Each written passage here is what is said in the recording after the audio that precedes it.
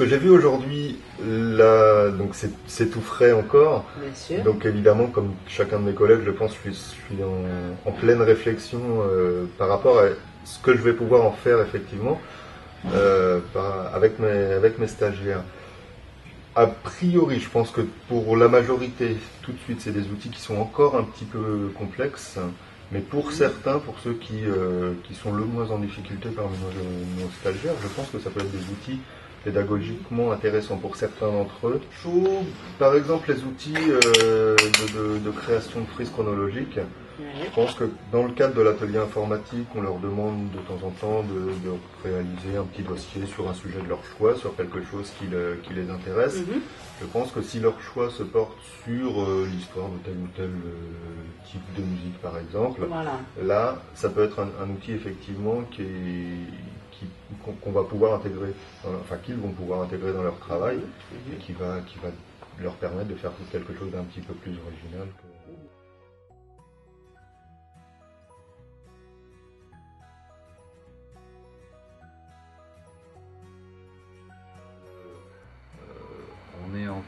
Jusqu'à maintenant, on a un fonctionnement plateforme et documents plutôt bureautiques intégrés dans la plateforme.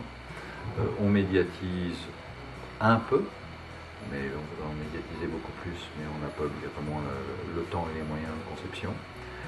Et on se rend compte, et là c'est assez récent quand même, que de plus en plus de formateurs ont envie de faire, ont envie de mettre la main à la pâte. Alors qu'auparavant, ils attendaient la livraison de contenu. Mais là, on sent que les gens s'emparent de plus en plus des environnements numériques et ils veulent une certaine autonomie qu'ils ne demandaient pas avant. Enfin, moi, j'observe ça. Avant, j'étais utilisateur de la plateforme. J'ai une plateforme, j'ai un contenu qui m'est livré, qui m'est structuré, qui m'est construit par l'administrateur, réseau, et j'utilise avec mes apprenants. Et là, je vois qu'il y a des nouveaux formateurs, des formateurs plus jeunes, qui ont une approche un peu différente, qui disent tiens, je vais faire ça, qu'est-ce que tu en... Ils vont demander un avis, mais ils ont envie d'y aller, ils ont envie de faire, ils ont des idées, on n'est plus seulement, parce qu'on est en responsabilité du projet, la matière, on l'a jamais été en soi, mais on en avait le rôle d'être seulement le coach un peu de ça. Quoi. Les gens s'emparent de ces environnements numériques. Donc pour vous, ces outils-là sont les bienvenus. Ça va me permettre, alors du coup, de ce fait-là, on sort un peu de l'environnement purement plateforme, parce que l'environnement plateforme reste, pour moi, à mon sens, le SI de l'organisation de la formation, du suivi, du tracking, machin, de la formation, le référentiel de la formation. Et à côté de ça, on développe avec d'autres outils et plus autonomes, des outils qui vont être interfacés avec la plateforme, mais qui ont, on a un peu développé des choses avec Google Apps, là on est en train de généraliser un petit peu un usage avec Google Apps, ça permet de donner un outil qui n'est pas l'outil institutionnel en soi, qui est un outil beaucoup plus ouvert à la créativité, à la contribution des stagiaires. Les apprenants vont venir collaborer et puis donc ce type d'outil va nous permettre de guider les formateurs, de les accompagner sur... Et de les rendre autonomes aussi dans leur création et leur...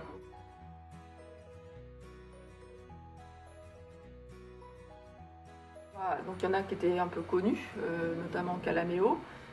Pour les autres, ça a été une découverte et je dirais qu'on peut y trouver très très rapidement un intérêt, une application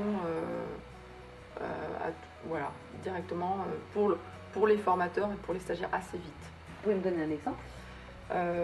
Par exemple, pour les diaporamas, donner un peu de vie par le biais de Calaméo, un diaporama déposé sur une plateforme, effectivement, c'est quand même un petit peu plus ludique.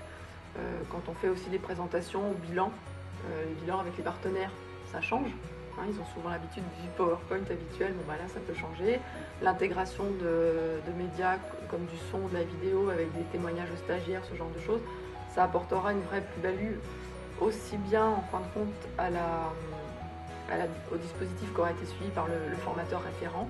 Et je pense que ça valorisera aussi le vécu des stagiaires tout au long de la formation.